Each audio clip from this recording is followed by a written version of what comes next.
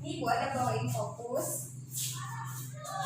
Ya, jadi judul kita hari ini adalah perkembangan peradaban Islam pada masa dinasti Abbasiyah. Ya, jadi sebelum memulai materi hari ini, Ibu ingin bertanya, kira-kira ada masih ingat enggak materi minggu lalu tentang sejarah berdirinya dinasti Abbasiyah? Ibu akan beri pertanyaan, siapa yang bisa menjawab akan Ibu kasih nilai.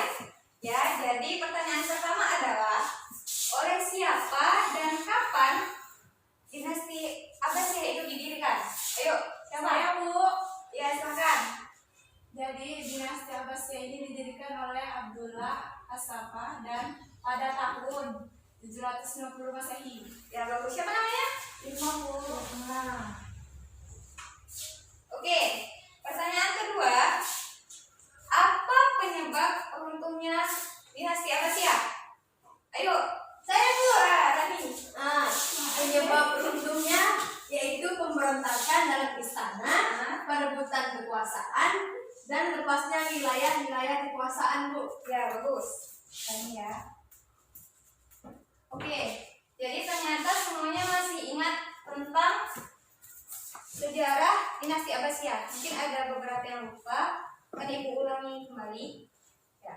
Jadi di sini pendiri dinasti Abbasiyah adalah Abdullah As-Saffah seperti yang dikatakan oleh Irma tadi pada tahun 750 Masehi.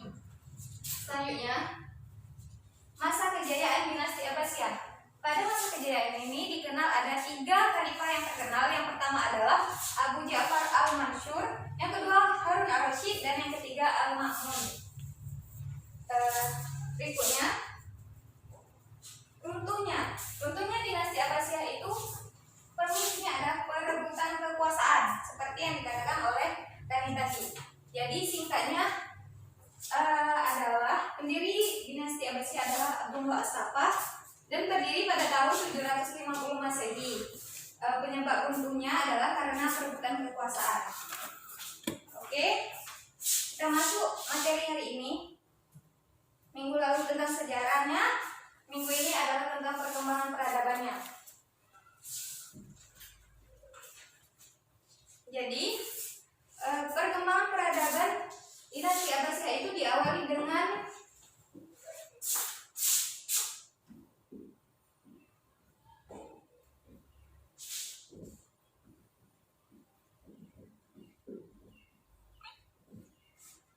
apa? Gerakan penerjemah. Ya, jadi pada masa itu para khalifah melakukan gerakan penerjemah, yakni naskah-naskah dari ilmuwan asing seperti Yunani dan Persia ditranslitkan ke dalam bahasa Arab. Yang tadinya dalam bahasa asing ke dalam bahasa Arab. Kemudian Al-Ma'mun tadi mendirikan sebuah perpustakaan yang diberi nama dengan Bait Al-Hikmah.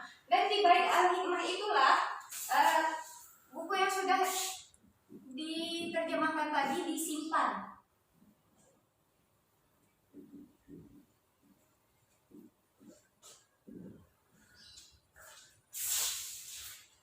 Dengan mendirikan Baitul Al-Hikmah ini, dinasti Abbasiyah semakin banyak memiliki pusat ilmu pengetahuan. Banyak juga ilmu yang diteliti seperti ilmu kedokteran, matematika, geografi, astronomi, dan masih banyak lainnya.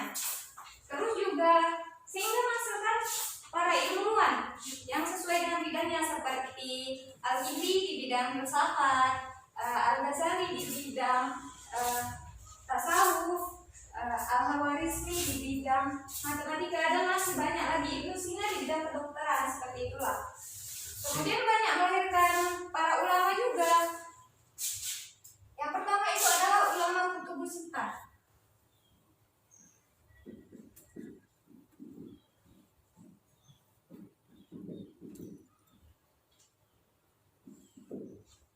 Siapa-siapa saja ulama Kutubus Sittah itu, gitu kan? Jadi ulamanya itu seperti Imam Bukhari, Imam Muslim, Abu Dawud, Imam Ibnu Majah, dan yang lainnya. Terus ada lagi yaitu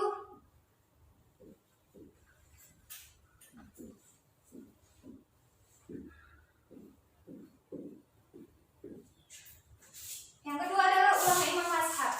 Ada 4 kira-kira, ada yang tahu nggak?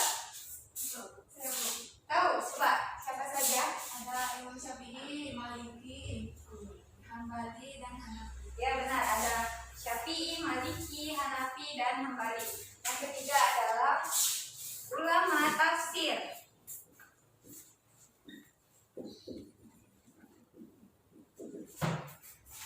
Yaitu Ibnu Jarir At-Tabari dan Ibnu Katsir. Jadi pada masa ini semua bidangnya itu mengalami kemajuan, baik astronomi, sastra, ekonomi, sosial, semua. Terus khalifahnya itu juga banyak membangun lembaga pendidikan seperti sekolah, perpustakaan, dan yang lainnya. Mungkin ini saja materinya. Kira-kira apakah ada pertanyaan? Oke, materinya sampai sini. Kira-kira anak-anak ada yang bertanya? Bu, saya mau bertanya ya tentang ulama kutub kita itu Iya. siapa-siapa aja tokohnya Bu tadi? Oh, jadi ulama kutub sita ini tokohnya itu ada 6, ya kan? Ya, Imam Muslim, Bukhari, At-Tirmizi, Abu Dawud, An-Nasai, dan Ibnu Majah. Paham? Paham Bu? Masih Bu. Oke, ada yang bertanya lagi? Ada Bu. Oh, berarti udah paham ya. Baiklah, mungkin ibu akan buat kelompok. Sedikit sekali, ibu buat 2 kelompok aja ya. Ya Bu. Untuk Siti Hadijah sama Nova Kandi kelompok 1 duduk di situ. Yunita, Rani, dan Irma kelompok 2 duduk di situ. Oke, jadi untuk kelompok 1 ini kelompok 1 kan? Ya Bu. Ini adalah mencari kemajuan dinasti Abbasiyah pada bidang sosial budaya. Paham? Paham Bu. Oke. Untuk kelompok 2 mencari kemajuan dinasti Abbasiyah pada bidang ekonomi. Paham? Paham Bu.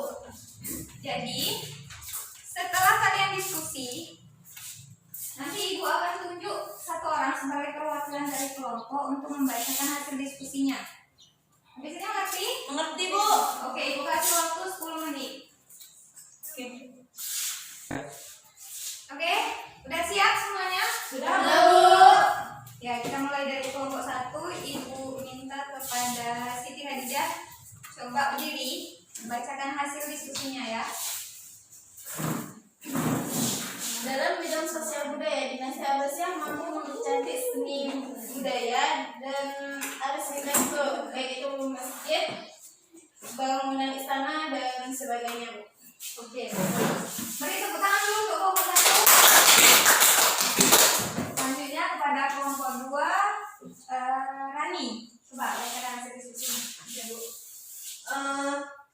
Kemajuan di bidang ekonomi adalah yang pertama memperluas pertanian, yang kedua membangun industri-industri yang meliputi tanah air, yang terakhir menjadikan kota Baghdad sebagai tempat perdagangan. Oke, bagus. Beri tepuk tangan kepada kelompok 2. Ibu rasa semuanya sudah paham untuk materi kali ini.